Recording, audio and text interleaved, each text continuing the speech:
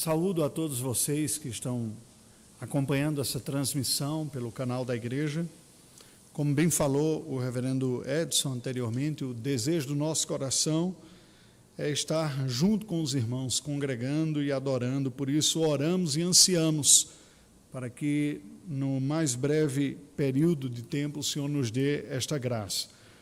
Confesso, irmãos, que a mim, nesse período agora, esse sentimento tem vindo mais forte, né? Um anseio ainda maior de estar junto com os irmãos e presencialmente. Vamos continuar colocando tudo isso diante do Senhor. Realidades como essa que temos experimentado são provações. E provações têm o poder de simultaneamente nos chamar a uma dependência do Senhor mais intensa. Como bem disse o reverendo Edson há pouco também, nós somos fracos. O que as provações revelam são precisamente também a nossa própria debilidade e fraqueza. Conseguimos enxergar isso. Nós podemos enfrentar uma mesma realidade, mas reagirmos de forma diferente. Eu gostaria de poder dizer para vocês que tenham enfrentado toda essa situação com altivez de espírito, com tranquilidade, com muita confiança em Deus, mas nem sempre é assim. Por vezes vejo o meu espírito abatido também, a falta de algumas perspectivas nos afetam, a dor espalhada, generalizada ao nosso redor, as carências, tudo isso afeta o nosso coração. Entretanto, o Senhor Deus nos convida para olharmos para Ele. Em virtude deste momento específico, decidi compartilhar com os irmãos e trazer uma mensagem em um texto da Escritura que fala sobre o nosso progresso espiritual, mais precisamente uma oração, uma intercessão pastoral, uma intercessão cristã feita pelo apóstolo Paulo em favor dos irmãos Efésios. Está descrito na sua carta de Paulo aos Efésios, capítulo 3, versículos de 14 a 21. Sempre me impressionou na vida do apóstolo Paulo algumas coisas, e dentre elas destaco 3. A sua capacidade reflexiva e teológica de explicar as verdades de Deus, compreendê-las e explicar para os irmãos, promovendo a edificação espiritual. O seu engajamento missionário, a sua dedicação e o seu esforço por levar o conhecimento de Cristo, especialmente em lugares em que há pouco conhecimento, ou poucas pessoas atuando, mas também é este coração pastoral, esta sensibilidade pela vida da igreja e o desejo de ver os irmãos na fé crescendo e se desenvolvendo. Estão claramente demonstrados na sua vida, na sua biografia e expresso nas suas palavras quando ele se dirige à igreja. Neste caso não é diferente, passo a ler para a nossa instrução.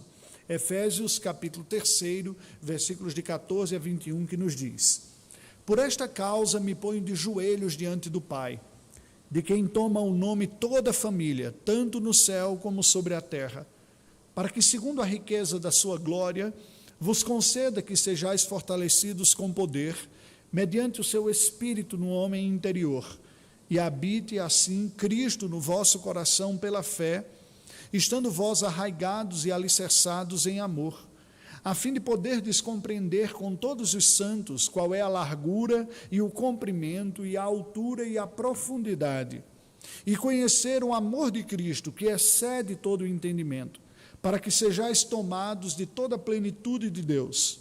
Ora, aquele que é poderoso para fazer infinitamente mais do que tudo quanto pedimos ou pensamos, conforme o seu poder que opera em nós, a ele seja a glória na igreja e em Cristo Jesus, por todas as gerações, para todos sempre. Amém. Amém. Graças a Deus. Nós já oramos ao Senhor, suplicando a sua iluminação, cremos que ele já ouviu nossa oração. Veja que quando nós olhamos para esse texto, ele nos apresenta aquilo que comentava inicialmente, que é este coração pastoral, este coração sensível, desejoso de ver o bem espiritual dos irmãos presentes na vida do apóstolo Paulo. Nós percebemos isso claramente no versículo 14, quando ele começa essa porção. Ele diz: por esta causa da igreja, a causa do progresso espiritual, que é o tema que nós vamos refletir hoje, eu me coloco diante do Pai. Neste momento, a palavra do Senhor nos apresenta aqui na carta aos Efésios uma segunda oração que Paulo faz pelos irmãos efésios, que está registrada na carta. No versículo 15, ele diz que ele se coloca diante do Pai, de quem toma o nome toda a família, tanto no céu como sobre a terra. Isso aqui é algo importante nós percebermos, porque de antemão nós já aprendemos uma lição muito preciosa. As nossas necessidades espirituais, não apenas nossas individualmente, mas coletivamente nossas como corpo de Cristo, como igreja, devem ser apresentadas diante de Deus, mas não simplesmente como uma apresentação de pedidos. A oração tem essa capacidade de nos convidar a dirigir o foco para aquele que é o destinatário da nossa oração. Porque nós todos já carregamos conosco o motivo das nossas orações. Nós já temos para dizer para Deus aquilo que apresentamos, que sentimos em nosso coração, necessidades que percebemos em nossa vida ou na vida de outras pessoas. Não apenas petição, mas gratidão. Os motivos estão conosco. O que muitas vezes não está tão claramente ou tão fortemente, ou acima de tudo, prioritariamente conosco, é Deus como destinatário das nossas orações. E por isso que o apóstolo Paulo diz, olha, eu me ponho diante de joelhos, diante do Pai, aquele de quem toma o nome toda a família, tanto no céu como sobre a terra. Ao percebermos estas palavras, nós notamos que o apóstolo Paulo chama a atenção dos cristãos efésios de quem é aquele diante de quem nós estamos. Quem é aquele para quem nós apresentamos as nossas orações. Porque a oração para o cristianismo não é a mesma prática desenvolvida por outras religiões. Religiões pagãs, animistas, povos de religiões tradicionais da floresta, se utilizam de rituais, de práticas de oração como meios de manipular forças, energias e poderes sobrenaturais para o seu favor. E esta mentalidade está presente em muita gente que olha a fé cristã com a mentalidade pagã. Olha a oração como sendo um instrumento para obter os favores dos poderes espirituais para si. O que nós vemos aqui é o caminho oposto. É ao nos colocarmos diante de Deus de oração, nos lembrarmos quem é Ele. Ele é o soberano. Ele é aquele que governa toda a família, tanto no céu como sobre a terra. É curiosa a forma como o apóstolo Paulo se refere ao poder soberano de Deus aqui. A família, o conjunto de toda a obra criada, no céu e na terra, expressando com isso a mentalidade hebraica típica da totalidade da criação. Quando a Bíblia diz logo no início, abrimos a palavra de Deus, lendo, no princípio criou Deus os céus e a terra. O que o apóstolo Paulo está evocando é precisamente aquele que criou os céus e a terra. Ele é o Pai, Ele é o cuidador, Ele é o governador de toda a família dos objetos criados, ou dos seres criados no céu e na terra, tanto no céu como sobre a terra. Ele tem o domínio universal, soberano sobre toda a criação. E é com isto em mente que nós nos dirigimos àquele que tem todo o governo e todo o poder sobre tudo o que há, que nós somos animados a apresentar a Ele as nossas petições. E aqui nós vemos precisamente a oração pelo progresso espiritual da igreja. É sobre isso que nós vamos falar. Por que é importante nós refletirmos sobre este tema, antes de entrarmos na exposição precisamente? Porque a realidade do progresso espiritual é o que marca a caminhada cristã. A vida cristã se inicia com o novo nascimento, com a regeneração e o início da jornada da fé que se consumará na presença do Senhor na glorificação. Até lá, nós somos chamados para desenvolvermos, como diz o apóstolo Paulo, desenvolvei a vossa salvação, que comumente é entendido como sendo o processo da santificação. Se é verdade que nós somos responsáveis diante desse processo, e esta é uma diferente das outras graças que nós sofremos positivamente o efeito dela em nossa vida, como a adoção, também como a própria predestinação, mas a santificação é uma graça que nós experimentamos tomando parte dela. Se na adoção nós somos simplesmente recebidos como filhos de Deus, na justificação nós somos declarados justos e tratados como justos pelo Senhor e considerados como tal, na santificação nós tomamos parte.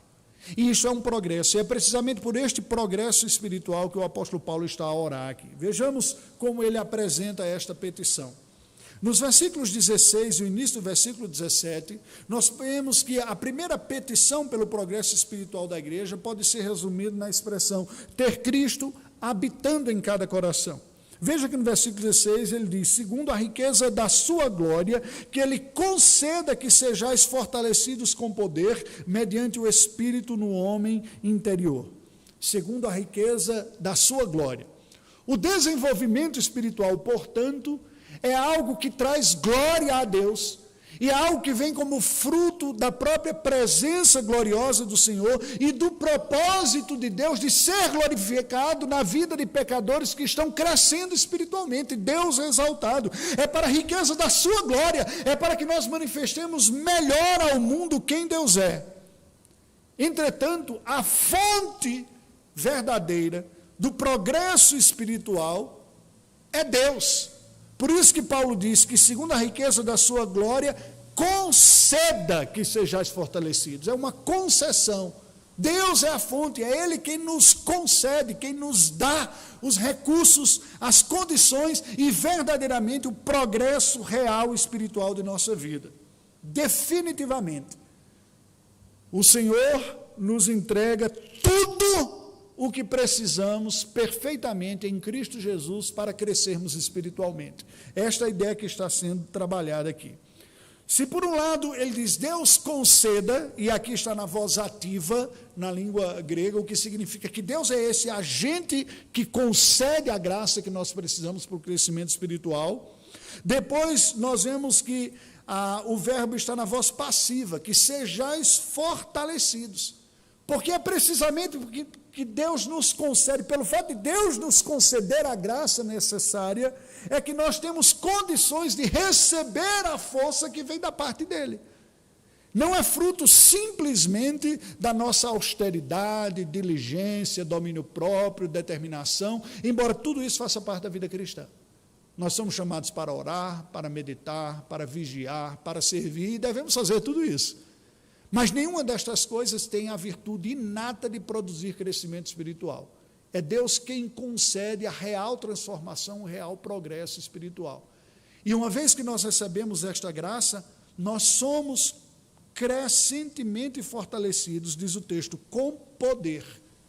Um poder que não vem de nós mesmos. E preste atenção, é até mais, não vem da nossa diligência. A nossa diligência é um mero instrumento de responsabilidade, mas vem do próprio Deus, que pelo seu Espírito habita em nosso espírito, aqui chamado por Paulo de homem interior, mediante o Espírito no homem interior. Somente mediante a riqueza da glória de Deus, Deus pode com o seu poder e concede nos fortalecer definitiva e espiritualmente, de forma que o progresso cristão seja uma realidade em nossa vida. E aí ele diz no versículo 17, a primeira parte, e habite Cristo no vosso coração pela fé. No primeiro momento, nós podemos achar que Paulo estaria simplesmente falando aqui desta habitação cristã própria da conversão, do novo nascimento, da regeneração. Mas não é todo o sentido, ou não é a única forma de nós entendermos esta habitação aqui, porque se assim o fosse, ela estaria exclusivamente apontando para a necessidade da atuação evangelística e do novo nascimento. Mas ele está escrevendo à igreja, a pessoas que já foram seladas pelo Espírito Santo, pessoas que já têm Cristo como Senhor e Salvador de suas vidas, mas que, no entanto, ainda está sendo chamada a crescer e experimentar a dependência de Cristo a cada dia. Ter Cristo em nós é o que marca o início da vida cristã e marca a vida cristã na sua jornada. Agora, ser conformado a Cristo, transformado à semelhança de Cristo, crescer na dependência de Cristo, experimentar mais o Salvador na vida, é precisamente o verdadeiro e único progresso espiritual possível. Qualquer coisa diferente disso não é verdade. Todas as religiões propõem lógicas e caminhos de crescimento espiritual, de austeridade, de determinação, de jejum, de entrega da vida, de entrega de produtos, de abrir mão de bens materiais. Isso é universal. Olha as religiões pelo mundo e todas elas falarão isso. Mas quando nós abrimos a palavra de Deus, nós vemos que a verdadeira espiritualidade não é fruto de diligência, de estoicismo, de pessoas que são determinadas. Antes, toda determinação e toda ação positiva em direção à verdadeira piedade só será possível mediante a conformação a Cristo. É o próprio Cristo habitando em nós. É o próprio Cristo nos conformando. É o próprio Cristo fazendo morrer a natureza egoísta, caída e carnal que ainda existe em nós.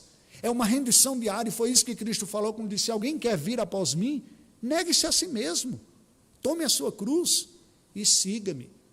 É em seguir a Cristo, é em desistir de si, é a cada dia de depender da fonte que está fora de si, mas está no outro, que esse Cristo que habita em nós, em nosso coração, vai plenificando, enchendo nossa alma e o nosso espírito de quem Ele é, e assim nós nos tornaremos mais semelhantes a Ele e melhor glorificaremos o Senhor.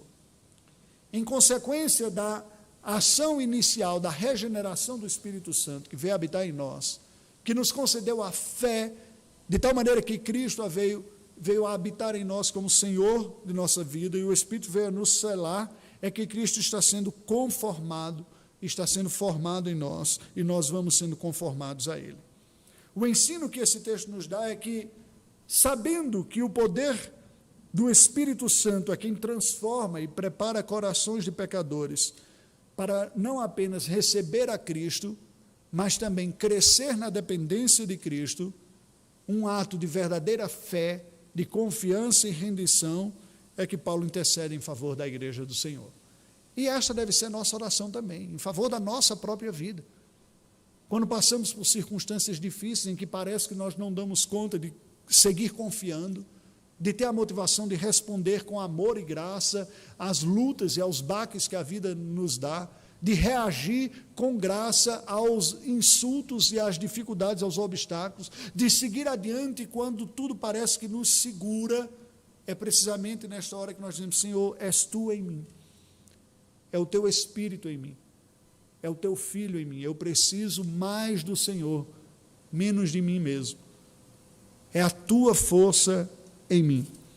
Esta realidade foi anunciada desde os dias dos profetas do Antigo Testamento. Ezequiel fala dessa verdade transformadora quando diz o seguinte: então, dar-vos-ei um coração novo, e porei dentre vós um espírito novo, tirarei de vós o coração de pedra, e vos darei um coração de carne, porei dentro de vós o meu espírito, e farei que andeis os meus estatutos, guardeis os meus juízos e os observeis. Vejam que são ações humanas, mas fruto da atuação do Senhor.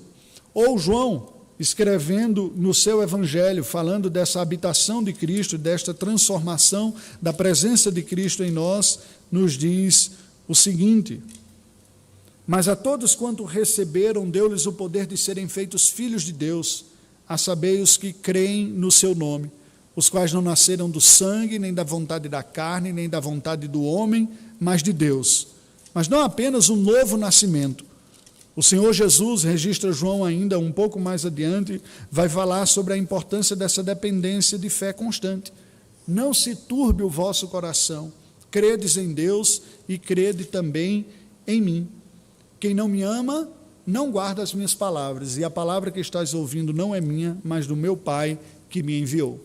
Nós percebemos, portanto, queridos, que é essa sensibilidade para a necessidade de todos, de dependermos de Cristo, que leva o apóstolo Paulo a orar pela igreja. É essa percepção de que todos carecem de Cristo Jesus, que o levou a se aproximar das mais distintas pessoas. Cristo não fez uma agenda seletiva pela qualidade moral daqueles que estavam. Esses merecem ser visitados por mim, aqueles outros não. Pelo contrário, foi o Senhor Jesus que disse: aqui hoje me convém ir na tua casa. Ele que recebe a adoração de pessoas escandalosamente pecadores, que eram retraídos e que eram tratados de uma maneira inferior pelos outros. E o Senhor Jesus está presente na vida deles, porque entende que é a graça da sua presença a única esperança real para a transformação de qualquer um. Isto é verdade também com relação a nós. Se somos cristãos, é porque o Espírito nos atraiu a Cristo pela fé. No entanto, essa presença de Cristo é um convite para que a cada dia dependamos mais e mais dele, nos rendamos ao seu senhorio, confessemos nossas limitações, nossas incompetências, nos entreguemos para ele, oremos sistematicamente pelo progresso espiritual nosso, não apenas pela conversão espiritual daqueles que não são cristãos, mas pelo desenvolvimento daqueles que já são cristãos, mas ainda lutam com áreas da vida que querem ser soberanos e senhores. Nós não podemos desistir de ninguém, pois não há impossíveis para Deus. Como alguém já disse, antes de apresentar Cristo a alguém, apresente este alguém a Cristo em oração. A segunda petição apresentada por Paulo aqui, quanto ao progresso espiritual da igreja, está descrito na segunda metade do versículo 17 e o início do versículo 18, e o verso 18 como um todo, que é entender a dimensão espiritual, o projeto maior de Deus para a nossa vida, não apenas entender o chamado inicial. Veja que Paulo diz no versículo 17 ainda, a segunda parte, estando arraigados e alicerçados em amor, a fim de poderdes compreender com todos os santos. O que ele está dizendo? Nós que fomos alcançados pelo Evangelho, nos tornamos cristãos, o alicerce da nossa fé é o amor de Deus que nos alcançou, não é a nossa virtude, não são qualidades que temos pela graça de Deus trabalhadas em nós. O alicerce da nossa fé cristã, presta atenção, não é nem mesmo nossa confessionalidade. Nós temos uma boa confessionalidade, por isso que essa igreja está sólida. Uma confessionalidade boa, sem o poder de Cristo, é uma confessionalidade sem fruto. Tiago, quando explica isso, chega a dizer uma afirmação grave. Ele diz, os demônios creem em Deus e até estremecem. A confessionalidade dos demônios foram as primeiras a declarar a santidade de Cristo no Evangelho. Quando nós lemos os Evangelhos, vemos que foram os endemoniados os primeiros a dizer, tu és o Filho do Deus Altíssimo. Eles têm uma boa confessionalidade, mas não têm o fundamento da confiança, do amor de Deus que lhe alcança o coração. Então Paulo começa dizendo aqui, nessa segunda petição, que nós que estamos arraigados, temos as raízes, estamos alicerçados, o nosso alicerce está no amor de Deus, é isso que nós devemos nos basear, é isso que nos dá segurança para enfrentar a vida e para crescer. Nós recebemos o amor de Deus e fomos alcançados por este amor, para que possamos compreender com todos os santos. E a lógica aqui é elencar tudo aquilo que Deus tem para nós. Como cristãos, nós não podemos ser superficiais na nossa visão cristã do mundo. Olharmos aquela mensagem superficial, simplesmente inicial, e estarmos contentes com isso. O que Deus tem para nós é muito mais amplo. Envolve tudo na nossa vida. Envolve uma transformação com a nossa relação com o outro, a nossa visão de igreja, de reino, de família, de sociedade, de governança. Se nós não entendemos tudo isso que Deus tem para nós, nós viveremos uma vida cristã menor do que poderia ser, com menor qualidade do que poderia ser, com menor piedade do que poderia ser. E isso traz prejuízo para o nosso crescimento espiritual e certamente para a honra e glória do Senhor. A base sobre a qual se constrói o devido entendimento da dimensão espiritual da igreja é o amor fraterno. Ele diz compreender com todos os santos. E aqui presta atenção, porque há algo um tanto quanto até místico, não necessariamente misterioso, mas místico porque aponta para a doutrina bíblica da comunhão mística de Cristo com a sua igreja. O nosso crescimento espiritual não é fruto apenas da nossa dedicação pessoal. Você não pode ser negligente nas suas atividades pessoais. Busque a Deus. Neste momento, como você bem ouviu o reverendo Edson, pastor da igreja, falando inicialmente, nós estimulamos você a fazer culto doméstico, culto individual, uma vez que estamos privados do coletivo, porque tem estes recursos que devem ser utilizados, e por isso que nós estamos nos desdobrando para oferecer recursos para vocês, pela internet e tudo, para que você se alimente o máximo possível do que tiver para enfrentar este momento. Mas preste atenção, não é exclusivamente individual, é inclusivamente individual. O espaço da busca individual não substitui a busca coletiva, e por isso este aperto no nosso coração. Nós queremos estar com outros irmãos, não apenas adorar junto no culto público, mas prestar o ombro, orar um pelo outro, aconselhar. Ele diz, com todos os santos. Meu querido, minha querida, preste atenção. você não dá conta de entender tudo sozinho na sua vida cristã, não apenas do ponto de vista cognitivo, teológico, mas espiritual de enxergar. Você precisa de pessoas que lhe ajudem nesse processo. Eu preciso. Todos nós precisamos de alguém para orar conosco, por nós, e alguém com quem nós oremos com eles e os auxiliemos também. Esta é a dinâmica do corpo de Cristo. Por isso que a Bíblia diz compreender com todos os santos. Não sozinho, mas em amor fraterno. E no versículo 18, ele continua dizendo, compreender o quê? Qual é a largura, o comprimento, a altura e a profundidade. Todas as vezes que eu li este versículo, eu ficava pensando, baseado numa formação técnica original que eu tenho, né, nas 3 dimensões aqui, porque nós enxergamos o mundo tridimensionalmente. Esse par de globos oculares nos capacita a enxergar exatamente as 3 dimensões. Nós temos 2 fontes de visão que nos dá a noção de profundidade, de altura e de largura, né? Então nós temos aqui largura, comprimento, altura e profundidade, ou comprimento colocando. Mas aparece uma 4ª. A 4ª dimensão não é percebida pelo globo ocular. Nós, pelos olhos, apenas enxergamos 3, os objetos tridimensionais. Temos a noção de profundidade. E por isso sabemos descer a escada e subir, e medir a distância de algumas coisas, exatamente pela tridimensionalidade. Mas quando Paulo vai explicar aqui, ele está falando de algo que extrapola a percepção da tridimensionalidade. Ele coloca largura, comprimento, altura e profundidade. Uma dimensão que escapa da capacidade física de mensurar. Por quê? Bem, esta é uma boa pergunta. Muitas pessoas tentam entender o que é que ele está descrevendo aqui. Eu sigo aqueles que interpretam que o que Paulo está apresentando é uma realidade que vai para além do mundo natural percebido. O mundo natural percebido nas suas 3 dimensões. Ao colocar uma 4ª dimensão, ele inclui uma percepção que extrapola a percepção física. O mundo não é a realidade física que nós vivemos exaustivamente. Há algo que nos foge à percepção, que vai para além, uma realidade espiritual. E ele faz isso através dessas descrições físicas. O reino espiritual de Cristo, o governo, a realidade cristã é o que me capacita a viver pela fé. A fé é a certeza, como nos diz o autor aos Hebreus, daquilo que nós não vemos. Deixe-me ler aqui para não cometer uma injustiça. A fé é a certeza de coisas que se esperam e a convicção de fatos que se não veem. Uma dimensão que vai para além daquilo que nós percebemos.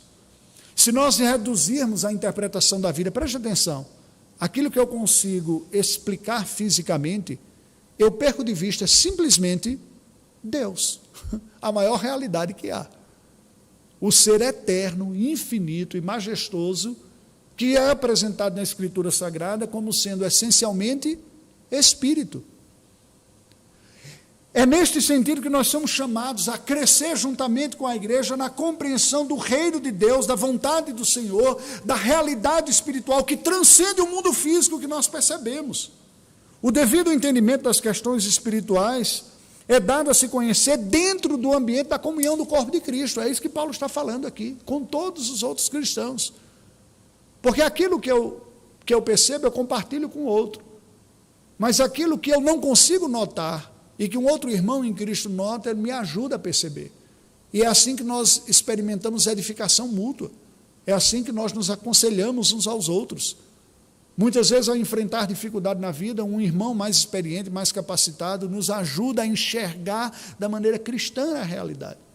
Ao orar conosco, ao nos lembrar de verdades bíblicas sobre quem Deus é, sobre as suas promessas e realidades, nós ganhamos percepções que havíamos perdido de vista. Por isso que a Bíblia fala da importância da comunhão. Oh, quão bom e agradável viverem unidos os irmãos. E por isso que a palavra de Deus nos exorta a não deixarmos também o ambiente da comunhão e da congregação. Esse deve ser motivo de nossas orações insistentes nesses dias. João, quando escreve a sua primeira carta, vai nos dizer o seguinte: amados, amemo-nos uns aos outros, porque o amor procede de Deus, e todo aquele que ama é nascido de Deus e conhece a Deus. Aquele que não ama não conhece a Deus, pois Deus é amor. Se alguém disser amo a Deus e odiar a seu irmão, é mentiroso, pois aquele que não ama a seu irmão a quem vê, não pode amar a Deus a quem não vê. Ora, temos da parte dele este mandamento, que aquele que ama a Deus, ame também a seu irmão. Por que eu estou lendo estes textos aqui? Porque o que a Bíblia nos diz é que a fé cristã ela é experimentada individualmente, mas também coletivamente. Nós somos chamados a conhecer e crescer na dependência de Deus, mas nós somos chamados também a ajudar outras pessoas nesse crescimento e a sermos ajudados por outras pessoas neste crescimento também. É assim que Deus edifica a sua igreja, o corpo de Cristo Jesus. Pessoas sozinhas tendem a sofrer mais o impacto do abatimento espiritual, da frieza, do distanciamento. Tendem a ficar mais azedas. Se não forem auxiliadas por outras, incentivadas por outras, começam a perder a alegria e não podem ser socorridas, porque levaram tudo para a sua individualidade.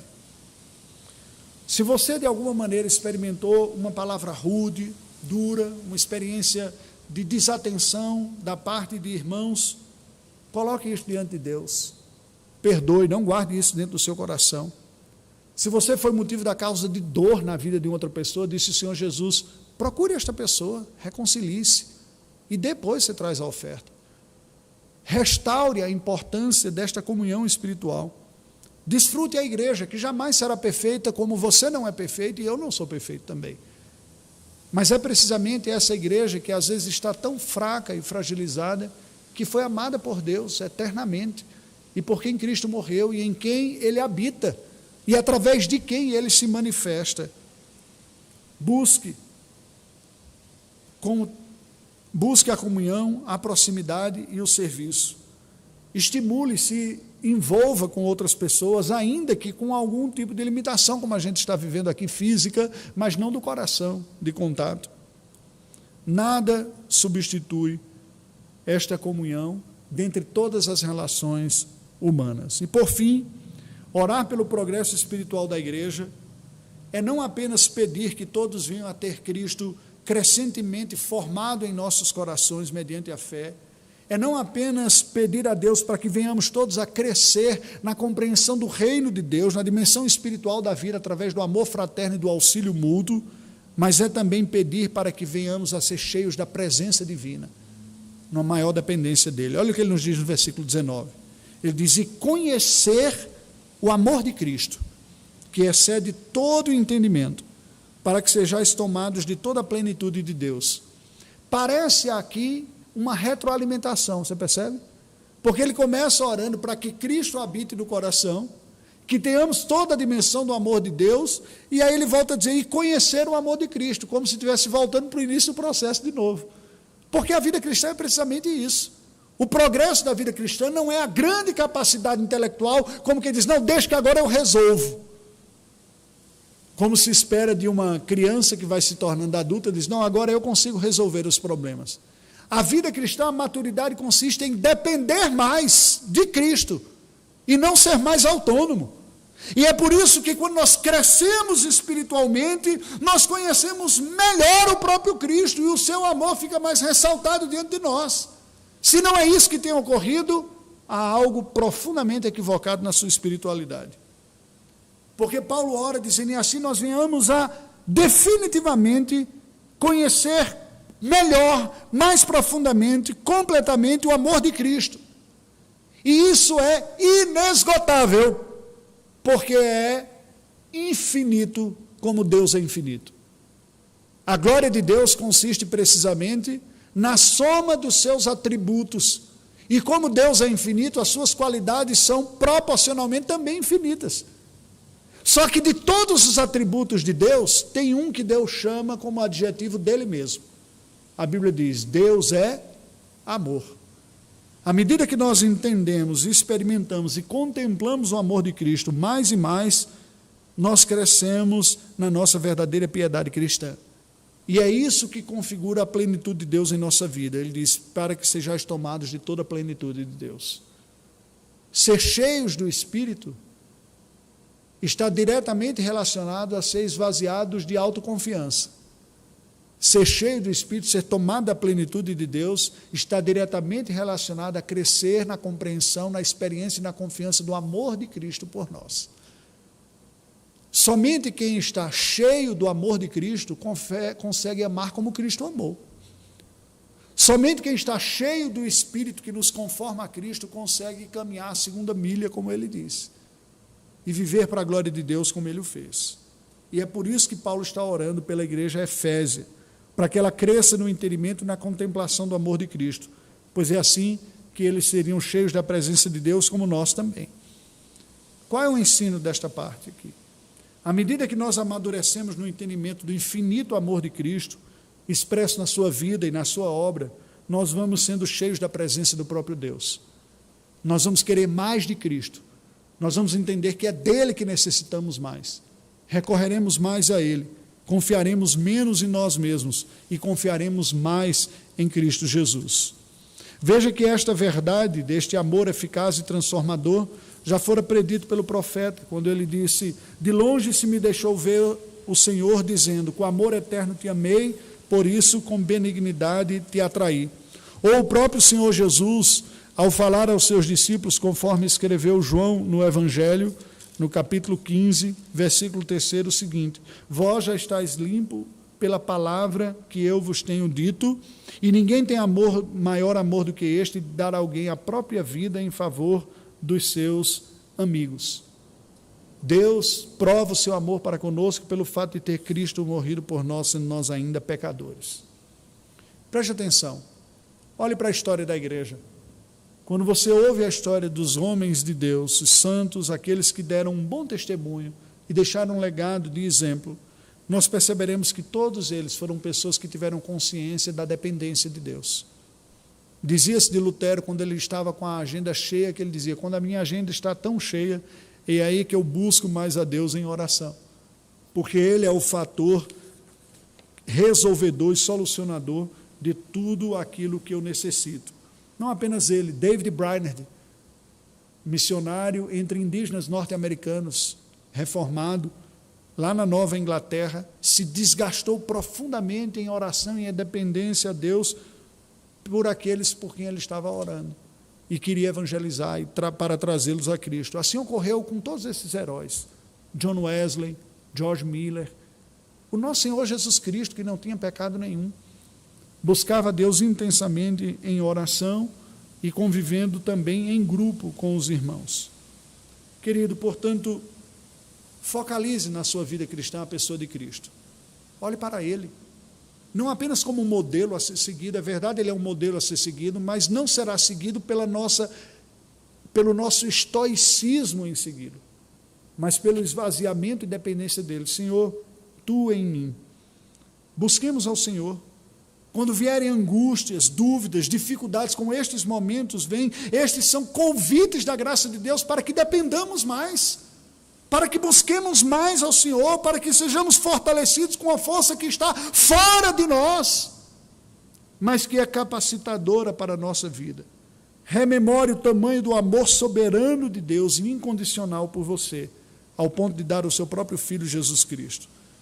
E ore nessa certeza, buscando como Paulo buscou, fechando o seu coração como Paulo fechou essa oração, ao lembrar aos Efésios daquilo que diz: Deus é infinitamente capaz e poderoso de fazer muito mais do que nós somos competentes para pedir ou para pensar. A oração não é a capacidade de mover forças ao nosso favor.